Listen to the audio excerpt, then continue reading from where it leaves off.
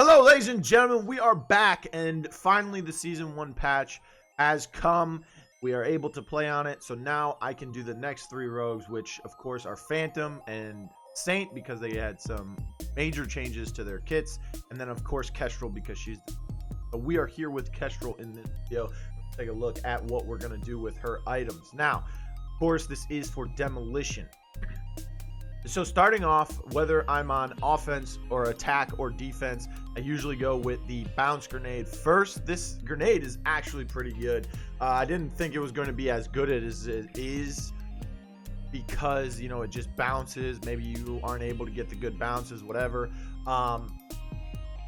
Cook time's a little bit different, and also it kind of bounces hectically, so even the person trying to dodge it, like when I'm trying to dodge it, it doesn't really work out that well. So I usually go with this bounce grenade first, whether I'm on attack or defense. If I'm on a team that is loading up on grenades or lethals, then of course I can go with the adrenaline shot, but we're gonna get this a little bit later.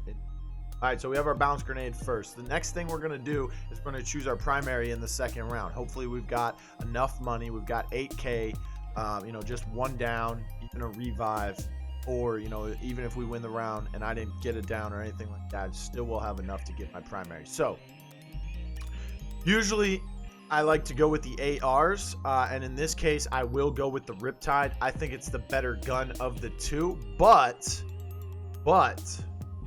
I think the Knight is pretty good as well. I really like this submachine gun, especially compared to some of the other subs in the game. Of course I'm gonna go with the Riptide, like I said, but the Riptide does a lot of damage, but the recoil is kind of heavy. So if you're able to control the recoil on this gun, you will melt people from long to mid-range and sometimes even short range if you're able to get the shots perfectly on them before they get shots on you, or if you're just a better player. The Knight is pretty good too, but for this instance, we're going to go with the Riptide first. The next, if I don't have enough money to get anything else, I'll just leave it like this. But if I do have enough money to get another 4K item, another $4,000, then, you know, I'll go with the adrenaline shot, just because it allows me to heal instantly, gives me that increased movement speed as well, and it can come in very nicely in clutch situations. But let's say we don't have enough for that, right? Just standard. We're going to go with the Riptide. The next round, we are trying to get our adrenaline shot online, but if we have 10K, okay, if we have 10K in the bank, we're going to go with resupply. This is a new perk in the game, and Kestral's the first rogue to have it. This is when you eliminate an enemy, right? If you kill them, they drop this little box, and you'll see it. It's like a little blue see-through box on the ground where their body is. And you pick that up by just running over it. You don't even have to push any buttons or anything like that. You just run over it, and it'll give you your, it re-equips your purchased gadgets, right? So let's say you throw a grenade. So you no longer have your grenade with this kit so far. You kill someone, whether it's with your grenade or your gun, and then you're able to pick that box up and you get another grenade. If you're playing like Strikeout, by the way, this goes ham. I just constantly have grenades in Strikeout. So just imagine how good this is going to be in the demo setting if you're able to get a kill and able to pick up a second grenade. This is mainly the kit that we're going with right now. First we go bounce grenade, then we go Riptide, then we go resupply. This is mainly just the, I like to call it like the support, the utility. You know, we're there for the backline shooting. We're not really pushing into the enemy. And, you know, if we're able to pick up another grenade, that's just some added DPS that we can do from afar, right? Next thing after that is we're going to go with our adrenaline shot. And then, of course, we want to go with one of two things. Either we want to go with replenish if we have 10K. If not, we're going to go with stalker. Okay, so for this instance, let's say we get our replenish. Next thing we want to do is if we get replenish, we no longer need stalker. They do two totally different things, but this is just to be able to strafe if we can't win our gunfights in like a 2v1 situation. This can do the same thing since we don't have to reload the gun. Next thing we want to do is upgrade our adrenaline shot so that we get 2 of them. Then We want to increase our grenade 1 time because the damage increase to 125 is the first upgrade on the bounce grenade, unlike the normal grenade.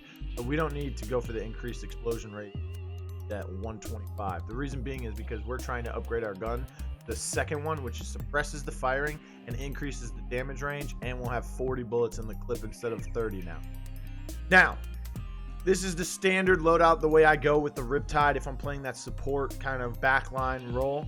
The next thing I want to get is, of course, Stalker. And then if we have some more money in the bank, 5 grand preferably, we're going to go with that third upgrade on our Riptide for the reduced recoil. And this gun melts even harder once you get that third upgrade.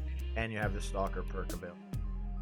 More damage from further away, you have less recoil, and you're able to aim without the ADS penalty of movement.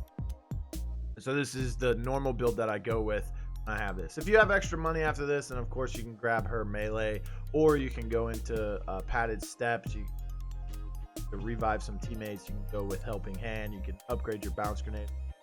It's whatever you want to do at that point. I usually go for the main, just for an extra throwable. I mean, they have APSs on the other side. I needed.